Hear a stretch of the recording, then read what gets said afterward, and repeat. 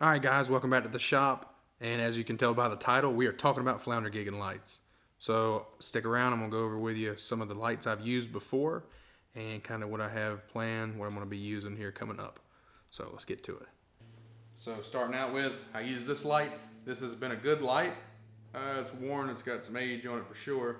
It's got a little corrosion, but the light still works. Like I say, I'm pretty happy with my light so far. I haven't changed the design since I've started, and I use this light even in my newest build. It's plenty bright. I don't have any issues with them. The only issues I have with the sticks themselves is where the switch is. They seem to not last very long at all, even with the protective boot on the switch. Salt water just gets to them. But this is a light I would carry a lawnmower battery around on my back with, and we quickly learned, well, not quickly, it took a couple of years before we decided to get some lighter batteries. And I didn't think they would last all night like they would. That's kind of why we kept away from those, but they lasted pretty well. And these are little 18 watt lights, so they don't really burn so much. They got all different kinds out there, and you can pick your poison what kind you want to use. There's a lot of them, but these have worked great. And as you can tell on this new one, this is one of my newer ones I use. The design's different. I got the switch outside, so I know I'm gonna have to change it. It just makes it a whole lot easier to get to it, and I can change it pretty easily. They're pretty cheap switches. You can get a whole pack of them.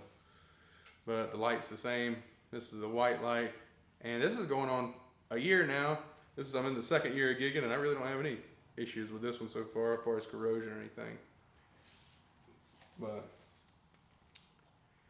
yeah, the whole idea though, I just get tired of carrying a backpack or a fanny pack with the battery in it.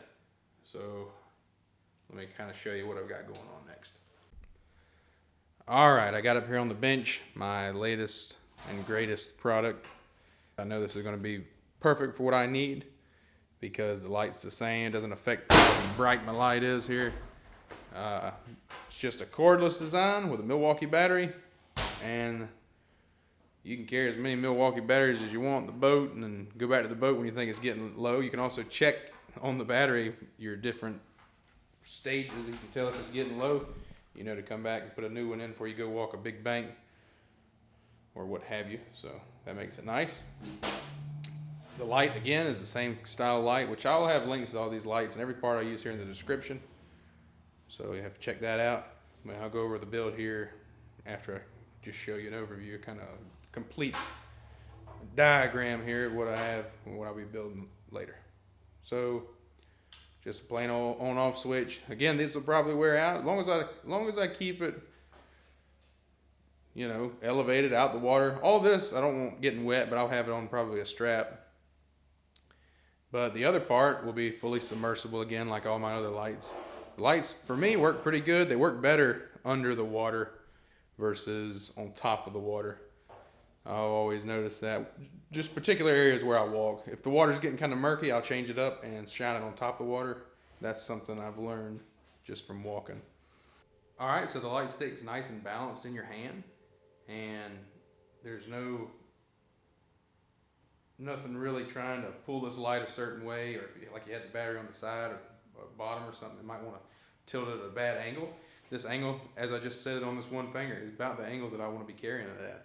So as long as I can just carry the weight of the light, it'll kind of keep its position. Then I can just kind of easily go left and right, kind of to pan in some of those flatter areas where the bank doesn't change so drastically.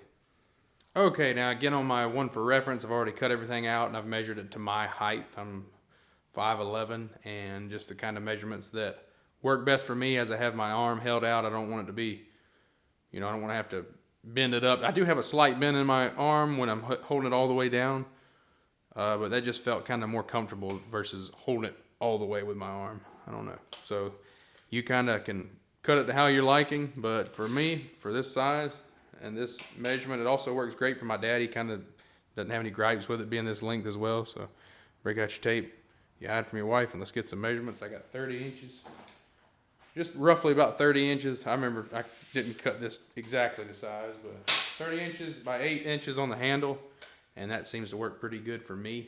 The light's going to stick out a couple inches, of course. And your box, you got a couple of inches as well. But again, for me, that works pretty good.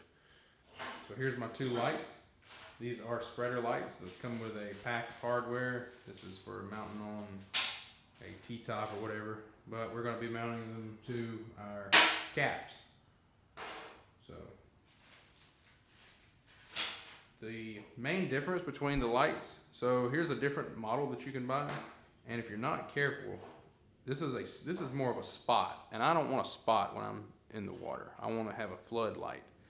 Floodlight just kind of gets the whole area. You can see a lot better. You don't have to concentrate it so much to see a particular spot. It's just everywhere. Floods the area. I didn't know that on the lights when I bought them. I think I got these two for like 25 bucks. Same with these. But again, this is the spot, and it said on it spot. It said on it flood. But it's surely a spot. Now here's the difference in the lights and how they look on the front. Just make sure you go with a light if you can get a good close picture of it that looks like this. That's the lights we want. Alright, so as far as connecting this in, just going to want to drill you a hole. Now it's a 5/16 shank on this bolt, so drill you a 5/16 hole. Something I've done is I had a couple of sheets of neoprene rubber. It's about 1/8 inch thick, maybe a little more. And I just cut me like a big washer to go in there underneath that stainless washer and the nut and the lock washer. So that's going to seal it off a little bit. Not going to seal it off completely. I mean, it may, but for safety, I'm going to take some silicone and gob in there before I go putting these pipe connections together with PVC glue. Another thing that I did was I ran, this is going to sit in the back like this. I just run this wire through. It's exactly a 1/4 inch, but I didn't want any clearance on each side, so I just drilled a 7/32, I think it was, and I just filed it up to where it just started going in with a pretty good bit of pressure, so it's got a nice tight fit. And as you'll be able to see, the wire that comes with the light is not that long, so it's going to be you're going to have to splice this, once you start getting in the PVC pipe, you'll splice it in with your new wire. The wire I'm using is a marine wire. It's a tinned wire, and it's a 16 gauge wire, and it holds up really well. I'd use it on all my other boat applications, and it works like it should. It doesn't corrode or anything. Even if there was any water to get in here, it wouldn't have any issues with this. Plus, all my connections are heat shrinked. I got the heat shrink terminals. These work really great. I recommend these all the time. Salt water is terrible on everything, so I try to protect what I can. As far as wiring everything, your adapter here comes with just old red and black wire, and I take the red wire, run it straight to the other one, and then the black wire, I come here to the one side of the switch, come out the other, and go to the light. So anyway, that's how I did that. Now I get this puppy glued all together. We'll give her a look over.